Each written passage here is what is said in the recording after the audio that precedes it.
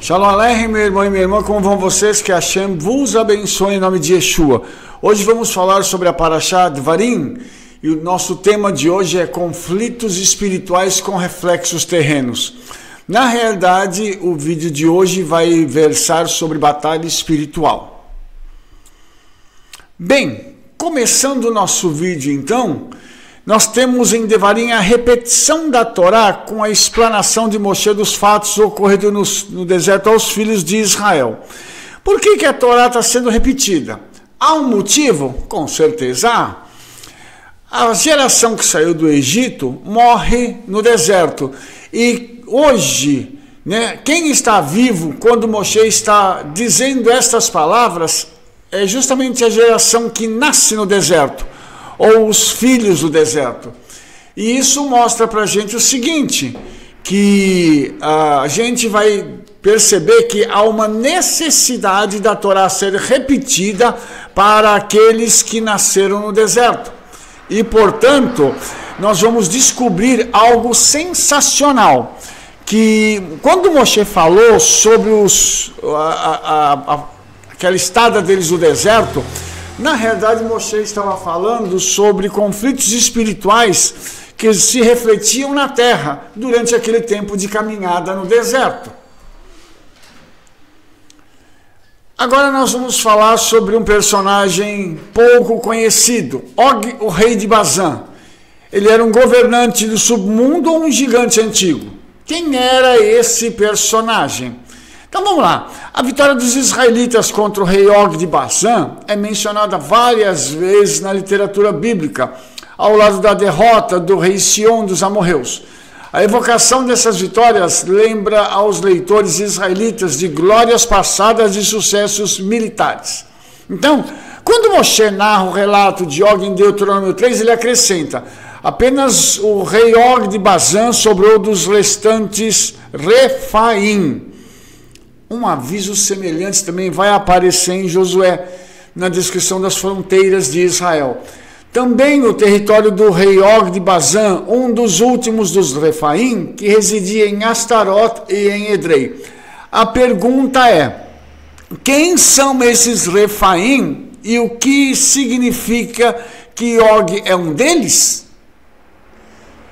Vamos aprender uma coisa agora interessante aqui, que muitas vezes nos comentários da Torá, nas ministrações que são feitas acerca da Torá, esse ponto ele é deixado de lado, ele não se entra nisso com profundidade. Então eu quero mostrar para você quem era esse homem e quem eram os Refaim, lógico, ok?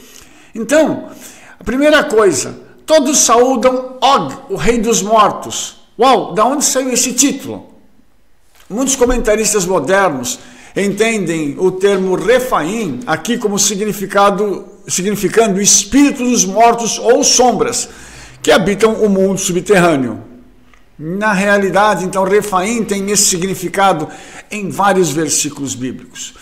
Antes de citar o texto de Isaías, eu quero dizer para você o seguinte: nós entendemos pela Torá que a luta de Moshe contra os inimigos de Israel, até o momento em que ele morreu, essa luta não aconteceu somente em nível físico, ela aconteceu também a nível espiritual.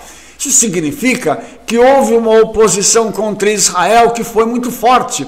Não foi simplesmente uma oposição física, onde alguns homens apareciam, alguns reis apareciam para tentar derrotar Israel fisicamente. Havia uma conotação espiritual muito intensa, e assim como haviam guardiões celestiais que estavam ao redor do acampamento de Israel, guardando os 4 quadrantes daquele acampamento, certamente foram enviados espíritos e demônios poderosos para fazer com que Israel não alcançasse o seu objetivo. Então, vamos lá, Isaías 26, 13 e 14 diz o seguinte: o eterno nosso Elohim, outros senhores além de você têm governado sobre nós, mas nós reconhecemos o seu nome somente. Os mortos não vivem, sombras, Refaim, não se levantam, porque você os puniu e destruiu e apagou toda a memória dele. Esse texto de Isaías é muito interessante porque ele denota, mostra para nós que o Eterno ele é o único Senhor que governa sobre Israel. E que Israel reconhece somente o nome do Eterno. E ele diz o seguinte, que os mortos, logicamente, já não vivem, mas nós sabemos que, pela tradição judaica, todo o justo que morre passa a viver. É uma coisa muito interessante, né? Porque a vida, ela é considerada sempre em dois níveis. Neste nível terreno e no nível espiritual. Ou seja, quando uma pessoa vai para o Olam Rabá, o mundo vindouro. Mas nesse caso, esses mortos, eles não vivem. Isso significa que eles estavam vivos e agora estarão mortos para sempre, denotando uma morte espiritual eterna. Não que eles estejam inconscientes, não que eles estejam no túmulo, mas que para eles a separação do Eterno é a morte espiritual eterna. E quando ele fala de sombras, Refaim não se levantam, porque você os puniu e destruiu. Mostra que o Eterno vai vencer esses espíritos demoníacos, essas sombras, esses Refaim, esses gigantes, de forma definitiva. E isso é uma vitória não física, mas espiritual. O paralelismo aqui, então, entre Refaim e os mortos ajuda a determinar o significado da palavra Refaim. Outro exemplo deste uso está em Provérbios, descrevendo os perigos de sucumbir à mulher sedutora. Então vamos lá. Mas eles não sabem que as sombras estão ali, que seus hóspedes estão nas profundezas do Sheol. Então, no contexto, quando se fala sobre a mulher sedutora que busca uma presa para si, para que possa se prostituir com aquele homem, na realidade, quem está ali, próximo dela, ao lado dela, são essas sombras, são esses Refaim, esses demônios, que estão nas profundezas do Sheol, ou seja, são aqueles que são enviados do inferno para poder trazer morte e destruição através da prostituição, tá? E agora eu quero mostrar para você uma questão arqueológica. Essa tradução de Refaim, ela é apoiada por evidências cognatas semíticas ocidentais e duas lápides fenícias.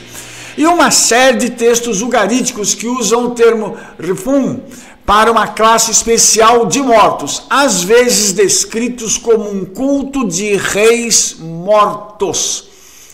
Esta evidência sugere que, de acordo com Deuteronômio 3:10, Og é uma sombra e um rei. Então, Og, ele é ao mesmo tempo um demônio, porque essa sombra aqui está ligada aos demônios, e ele ao mesmo tempo é um rei. Ou seja, um rei que é guiado, que é conduzido por poderosos demônios para tentar frustrar fisicamente a ação dos filhos de Israel.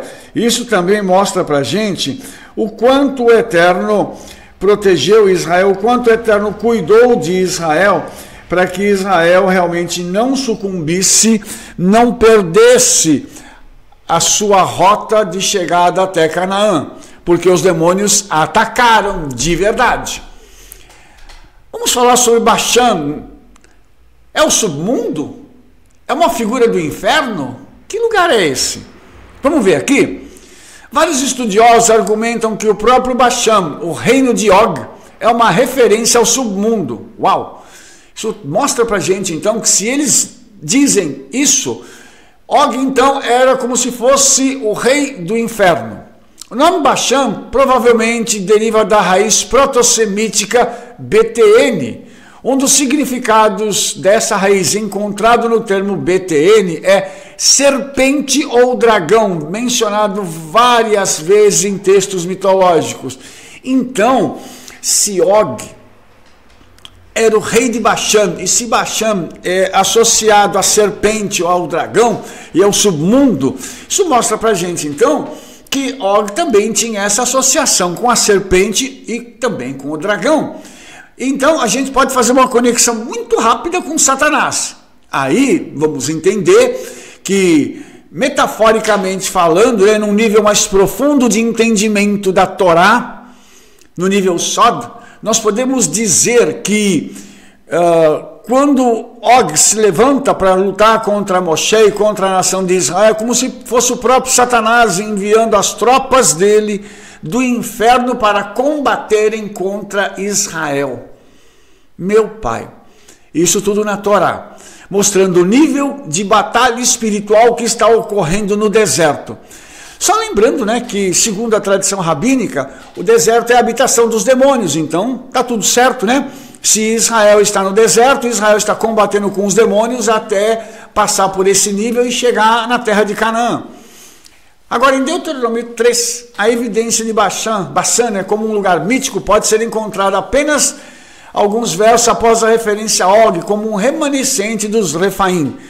Quando o texto descreve a terra dada à meia tribo de Manassés, é-nos dito que toda a região de Argob, toda aquela porção de Bassã, costumava ser chamada de terra de Refaim. Então, segundo esse texto de Deuteronômio 3,13, Bassã era a terra das sombras, a terra dos demônios.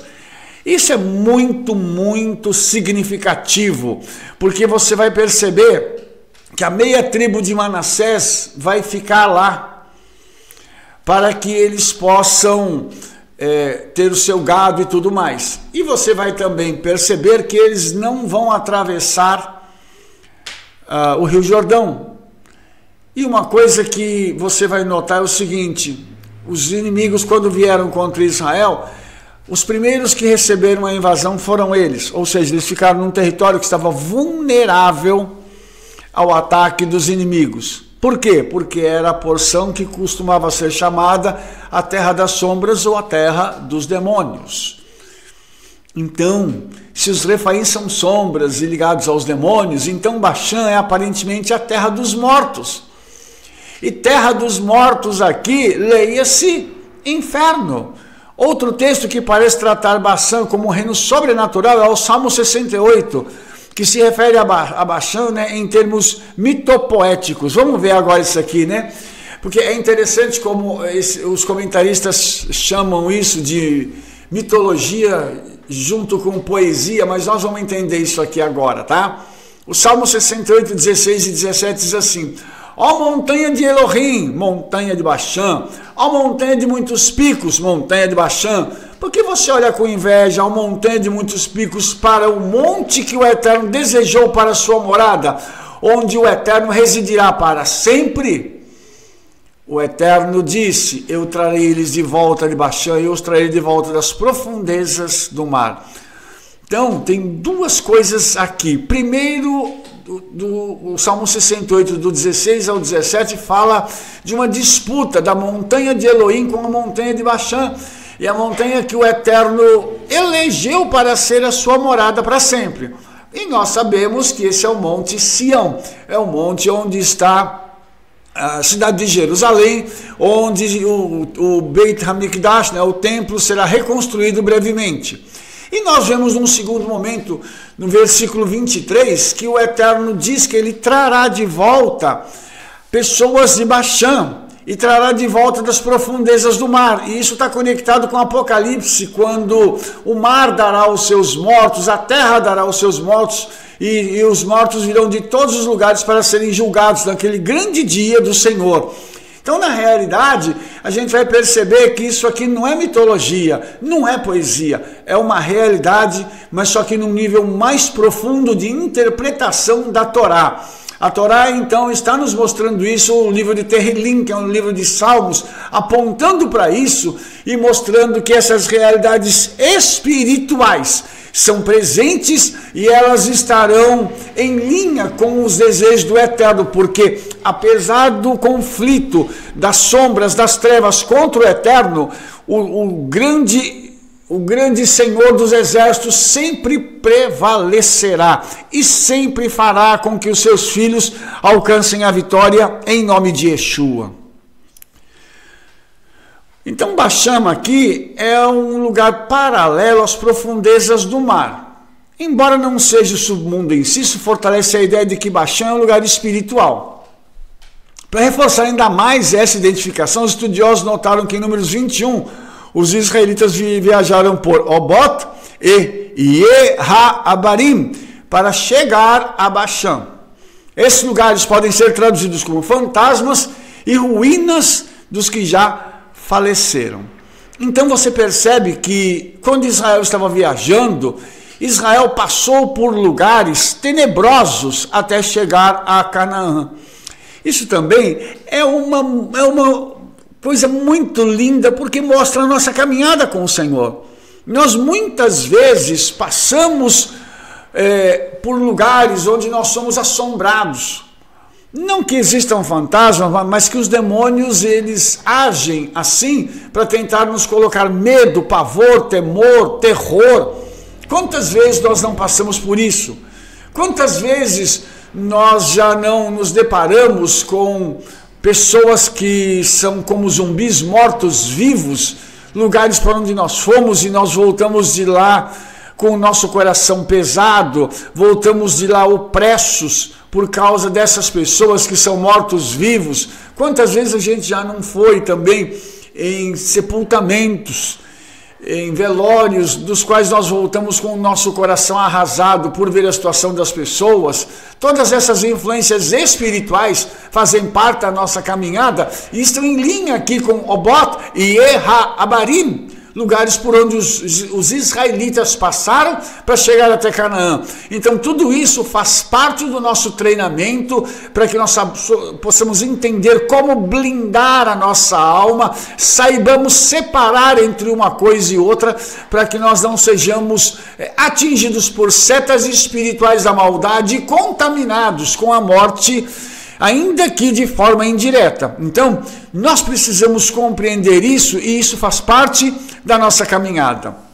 Segunda interpretação, então, a derrota de Og assume um simbolismo mítico no qual a destruição de Og e de suas tropas significa não apenas o deslocamento de uma nação inimiga, mas, como diz a professora Francesca Stravacapoulou, da Universidade de Exeter, o deslocamento desses dois homens habitantes da posse da terra. Olha só isso aqui também que interessante, porque essa mulher está dizendo uma frase que para mim é muito significativa. Há um deslocamento desses seres espirituais para que a terra possa ser habitada.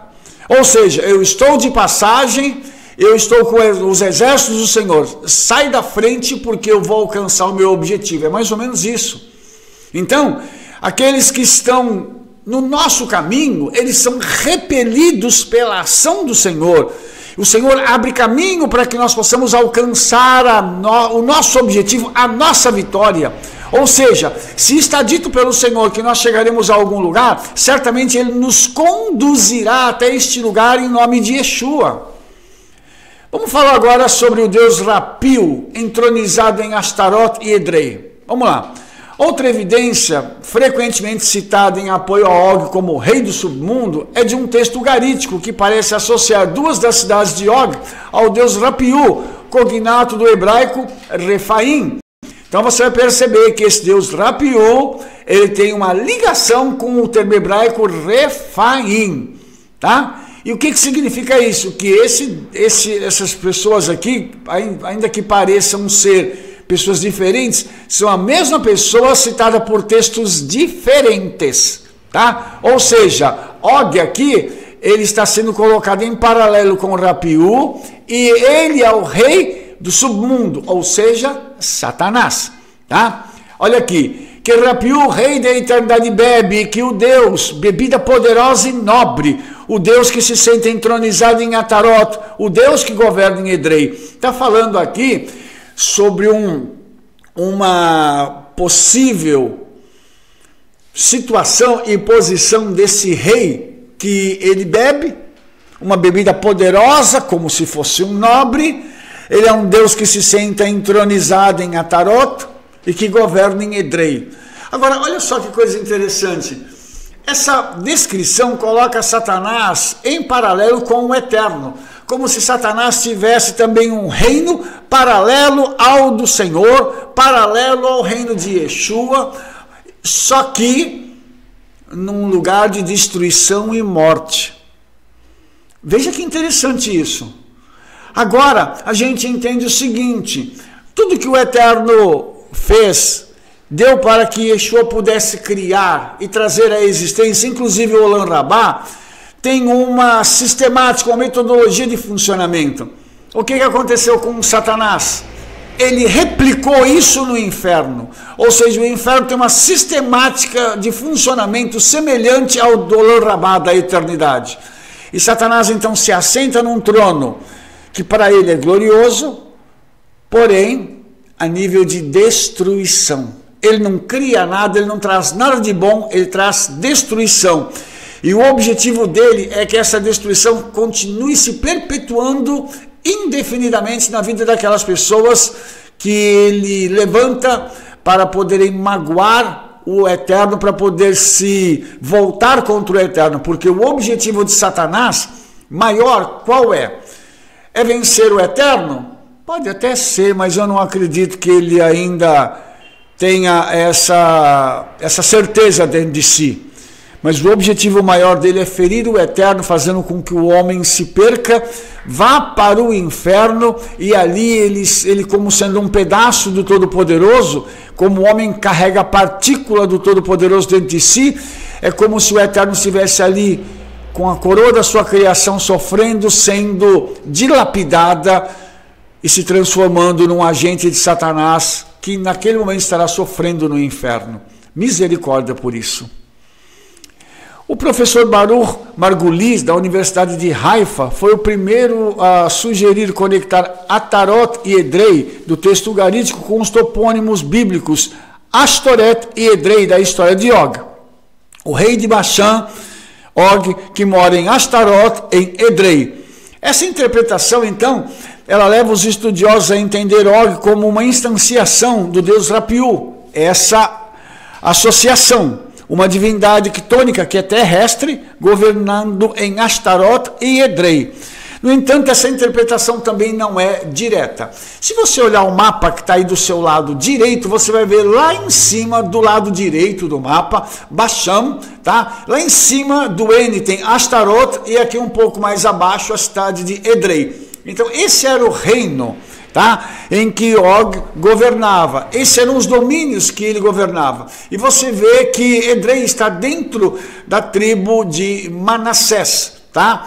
Você vai ver que a tribo de Gad está um pouquinho mais abaixo ali, mas a tribo de Manassés, ela está, tem dentro do território essa cidade que o próprio Og governava. Tá? Isso também é uma coisa muito interessante, porque isso demonstra que dentro dos domínios das tribos do Eterno, muitas vezes existem cidades, locais, onde o governo não é totalmente do Eterno. Existem outros governantes que ali estão se intrometendo e levando o povo do Eterno a se desviar dos seus caminhos. Preste atenção nisso, porque isso é muito importante para nós. Continuando, Rapiu governa de Ashtarot e Edrei, ou seja, a correspondência entre o ugarítico, Edrei, e o hebraico, Edrei, é difícil de defender, já que alternar entre Ré e Aleph não é uma transição comum no semítico do Noroeste, tá? Então, o que a gente está querendo dizer?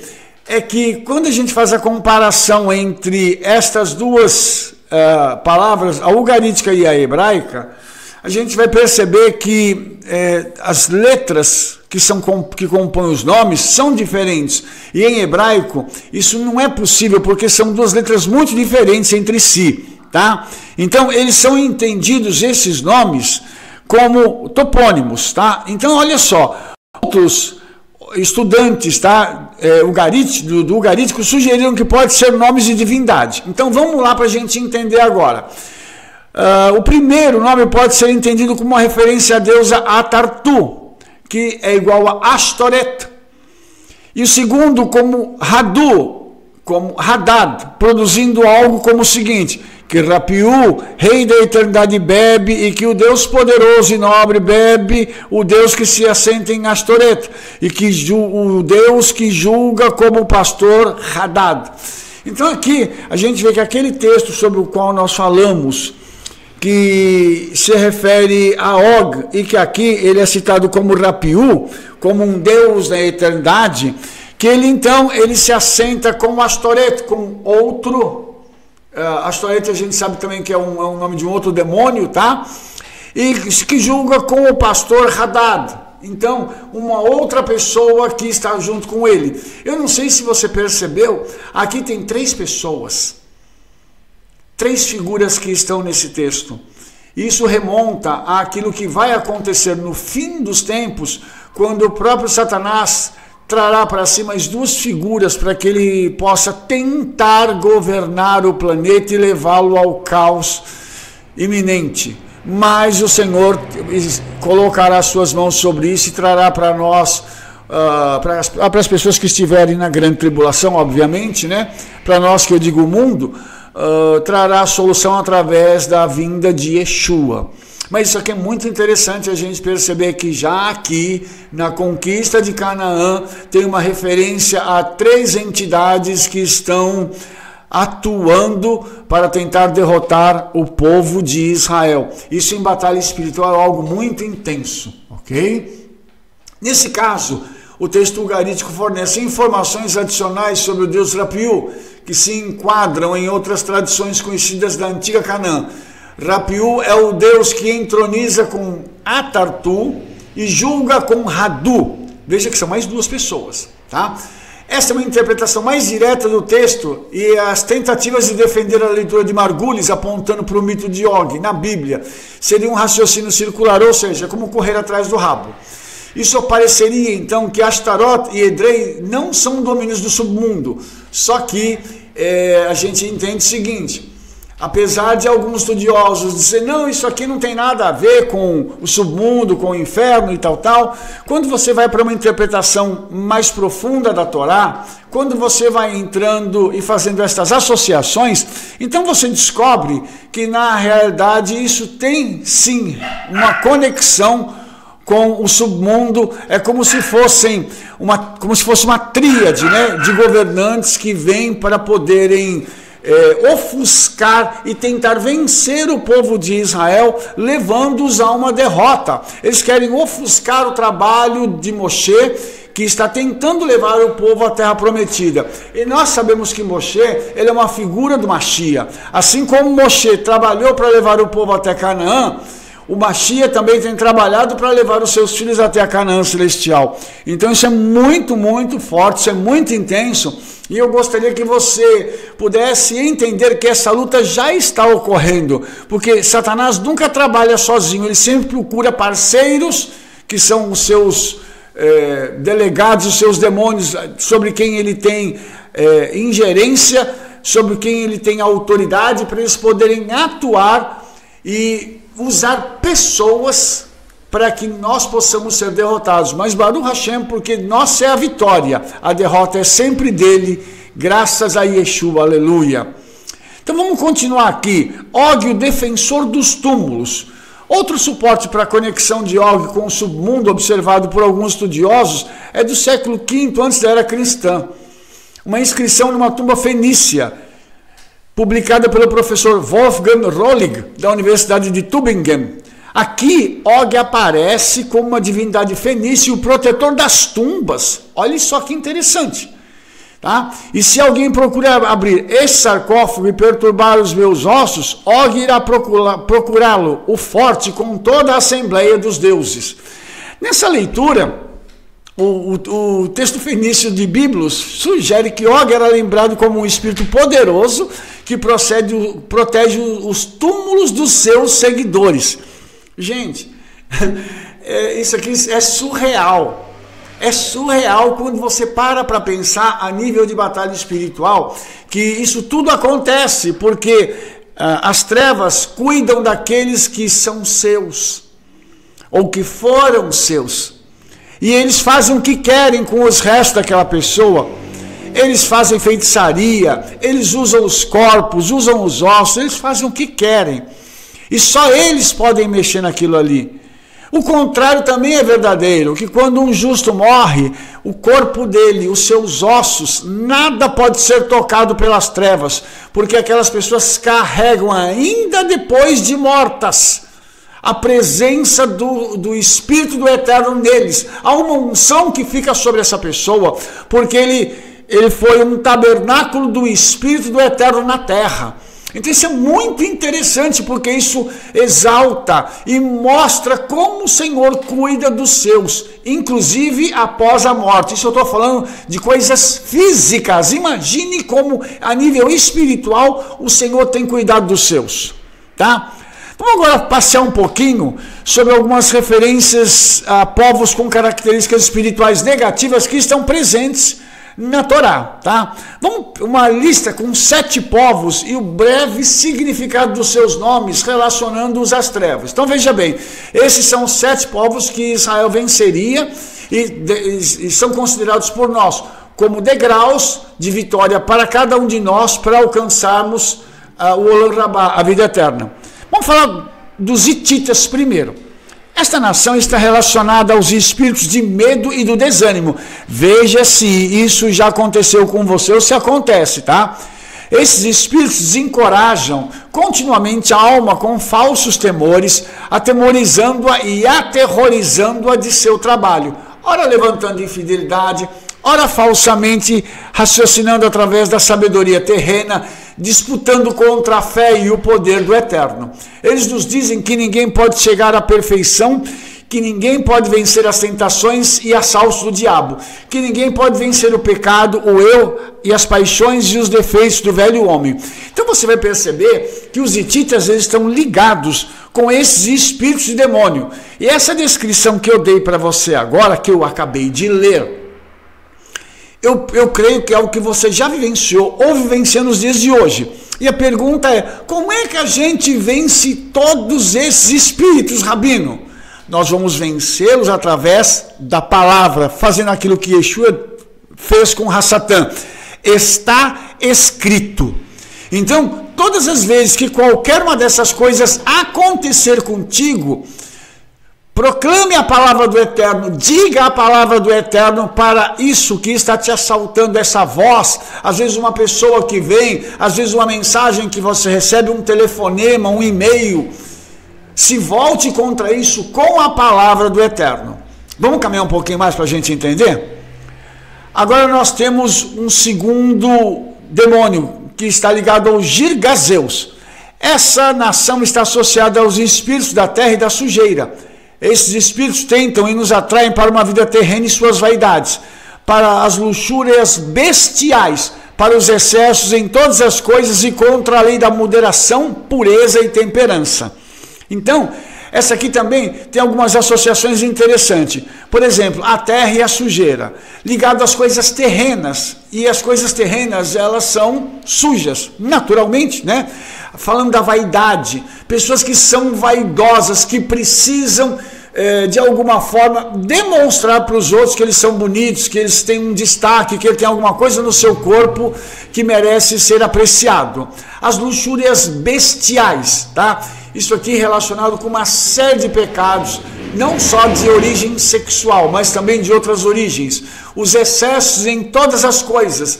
Tem gente que se excede não só no comer e no beber, mas tem gente que se excede para comprar as coisas, tem gente que se excede no falar, tem gente que se excede nas suas ações. Então tudo isso tá ligado aos Girgazeus. Ok? É esses espíritos e demônios que vêm para trazer esse tipo de anomalia na alma da pessoa. Depois nós vamos para os amoritas. Esta nação está associada aos espíritos de amargor feroz no falar e julgar. Esses espíritos julgam isto ou aquilo e toda essa situação encaminha a pessoa para a raiz de amargura. Essa aqui é uma coisa bem intensa também. Então você vai ver que na vida de uma pessoa não opera um só demônio.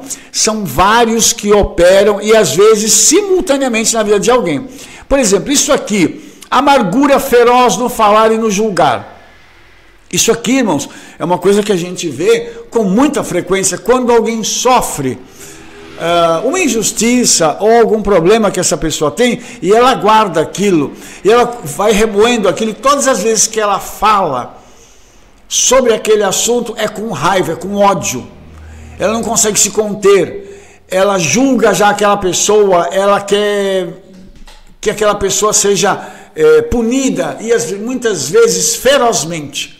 Isso vai fazendo com que a pessoa carregue sobre si uma raiz de amargura que está muito ligada já ao ódio, ou seja, na raiz de amargura, a pessoa já está doente na sua alma e ela já está propensa a qualquer momento, se for possível, matar alguém. E esse matar é literal, ela pode chegar às vias de fato e tirar a vida de alguém. Temos então agora os cananitas. Esta nação aponta para os espíritos do merchandising, da negociação, tá? Esses são os espíritos que trafegam em nossas mentes, vontades, pensamentos, sentidos, imaginações e afeições. Eles buscam em compradores e vendedores no templo da alma e fazem isso correr além de medida devida no tráfico deles ou delas com eles. Aqui também uma coisa interessante, amados, porque são espíritos de negociação, que negociam com a nossa alma, tá? Por exemplo, se eu comprar um celular novo, eu vou estar satisfeito, aí eu vou estar realizado. Comprou o celular novo, passou algum tempo, já precisa de outra coisa.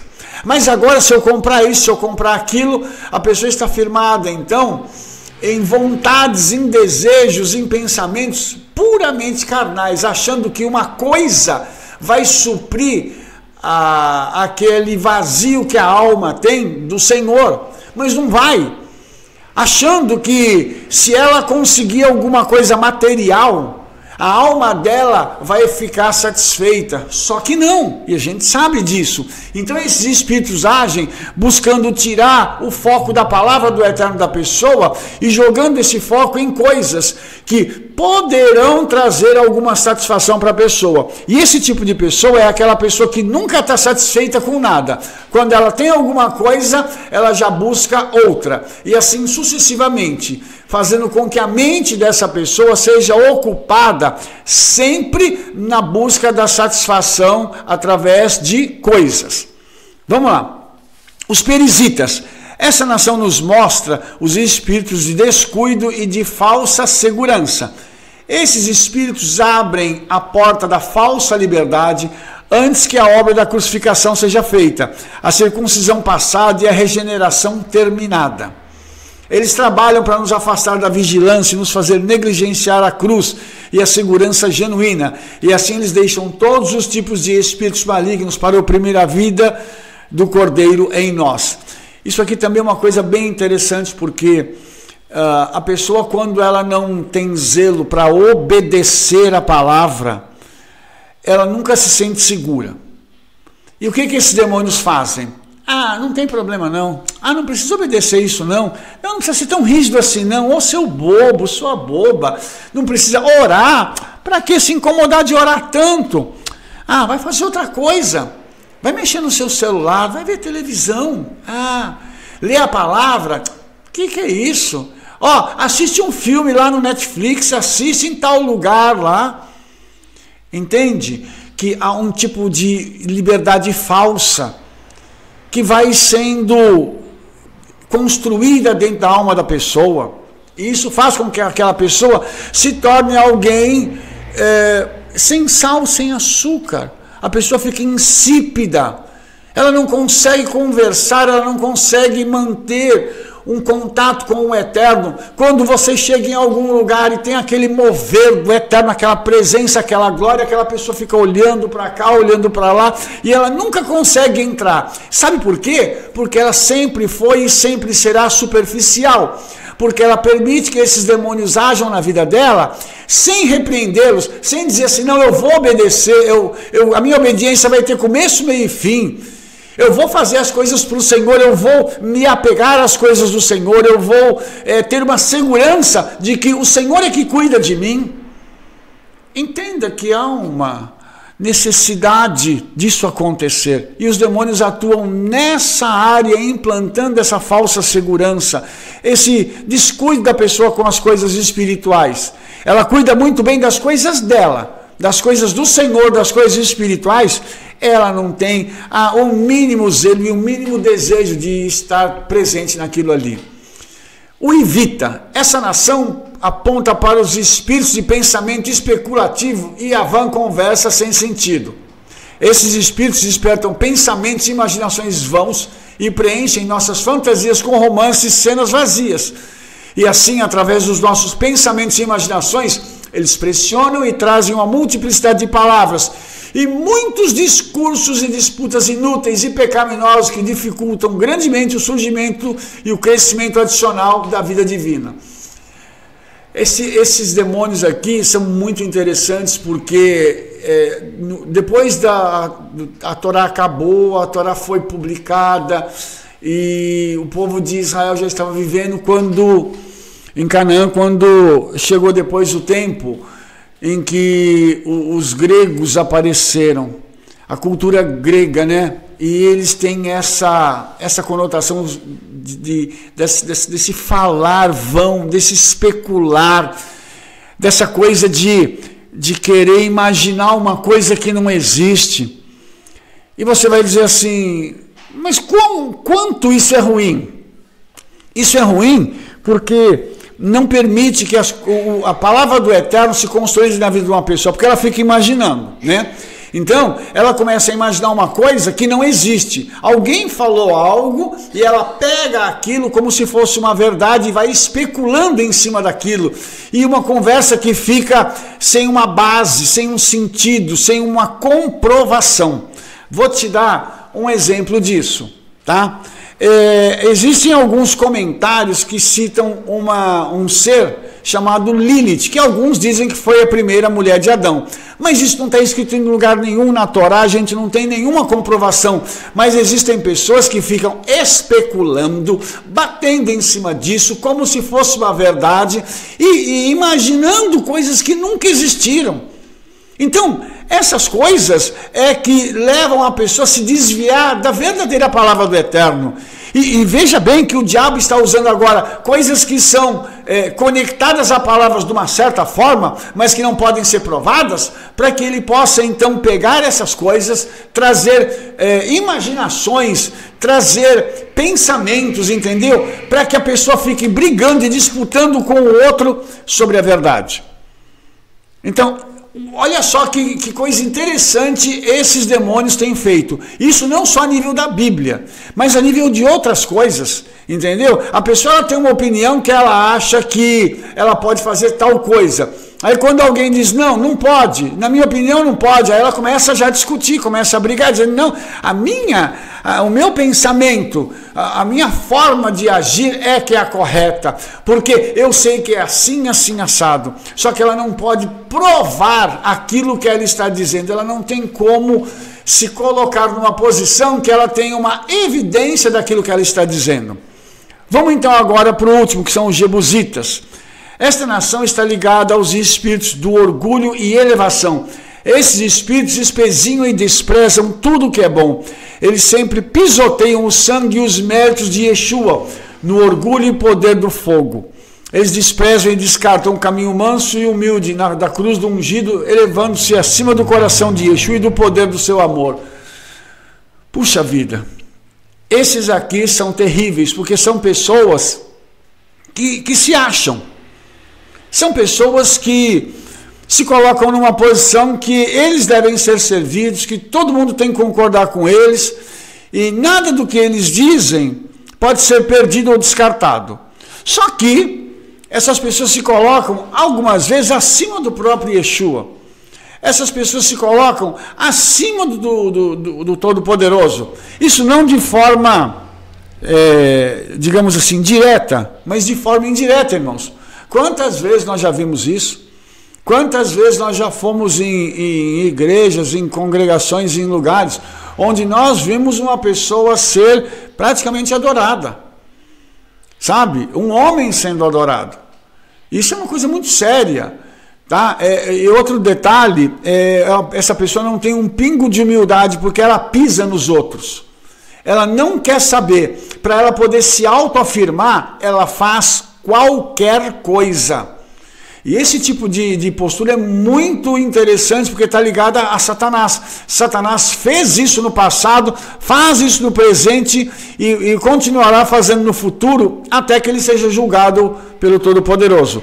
Mas esse tipo de espírito é aquela pessoa que precisa do aplauso, ela precisa de um palco para se mostrar, para ser aceita pelos outros, e o argumento dela é sempre imbatível. Ainda que você apresente provas contrárias ao argumento daquela pessoa, ela vai tentar desqualificar o que você está dizendo, as suas provas, para poder afirmar a sua condição.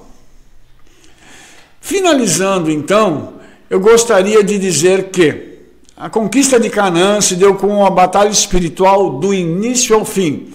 Cada estágio dessa caminhada foi marcado por uma etapa na batalha espiritual. E assim deve ser a nossa vida. A nossa caminhada até Canaã, até o momento da consolidação total da nossa salvação, quando estivermos para sempre com Yeshua, seremos marcados sempre por batalhas, por lutas que sempre nos darão aquela picadinha, né, para dizer assim: abandona o Senhor, não tenha fé, desobedeça. E nós devemos sempre agir de forma contrária ao ouvirmos essas vozes.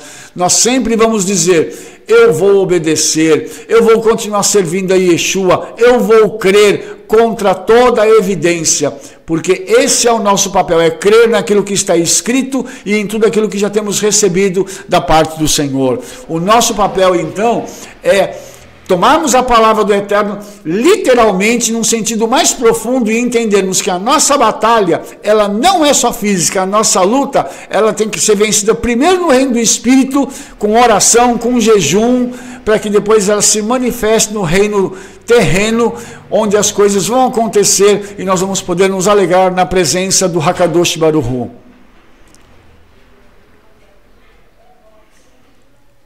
As vitórias, então, elas serviram como um combustível para a conquista. Cada vez que você recebe uma bênção do Eterno, você vai louvar o nome de Yeshua, porque isso vai fazer com que você possa manter sempre a sua guarda levantada, a sua mente preparada, aguçada, para que você possa estar caminhando na verdade. Por outro lado, as derrotas servem como uma advertência contra a desobediência. E nós sabemos que toda desobediência ela é julgada, toda desobediência ela recebe uma contrapartida, ou seja, um retorno. Quem entrou na terra? Aqueles que venceram nos céus e conquistaram a terra. Meu convite para você hoje, sabe qual é? Permaneça em pé. Permaneça em pé, vença nos céus e conquiste na terra, para que o nome de Yeshua seja glorificado para sempre e eternamente. Amém, vem amém. Baruch Hashem, se você gostou do nosso vídeo, dê um like, favorite ele aí, clica no sininho para receber as nossas notificações e espalhe para todo mundo o trabalho que nós estamos fazendo. Nos veremos no nosso próximo vídeo.